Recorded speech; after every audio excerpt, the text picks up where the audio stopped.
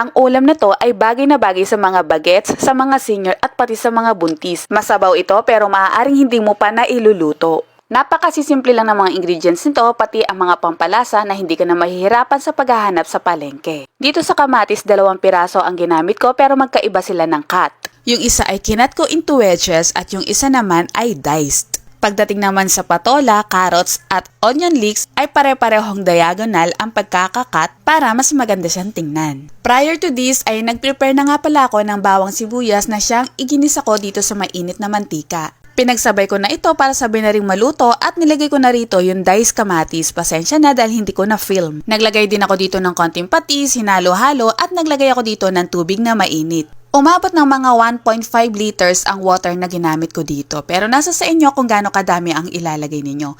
Pinakuluan ko lang ito at inihalo ko na dito ang carrots. Tinakpan ko ito saglit at hintayin nating kumulo. At habang hinihintay natin tong kumulo, dito naman sa isang bowl ay naglagay ako dito ng konti lang or around 50 grams na glass noodles. Binabad ko to sa tubig na mainit para lumambot. Samantala, isinabay ko na rin ang pagpiprito nitong dilis. Maaari kayong magprito ng iba pang isda or tuyo or tinapa o galunggong o kahit ano. Makalipas lang ang ilang minuto ay binuksan ko na ito at chinek ang carrots. Dapat hindi to sobrang lambot, tama lang na matusok. At inilagay ko na dito ang patola. Ito ay isa sa paborito kong gulay. Kung ito ay hihiwain ninyo, siguraduhin nyo na medyo makapal dahil madali itong maluto. Isinabay ko na rin dito yung kamatis. Hinalo-halo ko ito at saka ko tinimplahan ng mga simpleng pampalasa.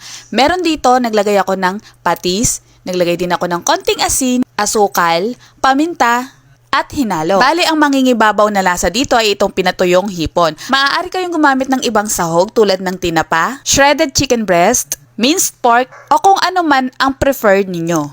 Hinalo ko na din dito yung nababad na sotanghon at naglagay din ako ng shrimp cube na kalahating piraso lang. Kung hindi po kayo gumagamit nito, maaari kayong gumamit ng ibang pampalasa na sa tingin ninyo ay mas okay para sa mga masabaw na ulam. At nilagay ko na rin dito ang onion leeks at hinayaan ko na tong kumulo. Kayo ba mga ka-MU? Ano ba ang maisasuggest nyo pang gulay na maaari nating ihalo dito para naman sa ating ibang mga ka-MU na gusto ring sumubok nito? First time kong niluto ang ulam na ito at hindi ko inakala na magugustuhan ng pihikan kong mister. Ay actually, hindi naman siya pihikan pero marunong talaga siyang manlasa. At sarap na sarap talaga kami sa mga gulay dito. Manamis-namis lalo na ang patola ay napakasarap. Tapos pinartneran ko ito ng dilis. Maaari kayong magpartner ng kahit anong gusto ninyong mga prito. At kahit walang rice, ito lang talaga ang kinain ko. Grabe, nabusog talaga ako. Hihigop ka pa lang ng mainit na sabaw nito ay talaga namang pagpapawisan ka. Maaari kayong maglagay dito ng dahon ng malunggay para mas healthy at kung bawal naman kayo ng hipon ay sabi ko nga gumamit kayo ng minced pork o chicken. Ang kagandahan lang dahil konti lang ang nilagay kong sotanghon dito, hindi niya sinipsip ang buong sabaw. Kaya nga ito ay binabad ko na muna bago ko inilahok sa ating recipe. I hope nagustuhan niyo po ito. Ako po si Miss Lane, ang sweet kusinera ng murang ulam.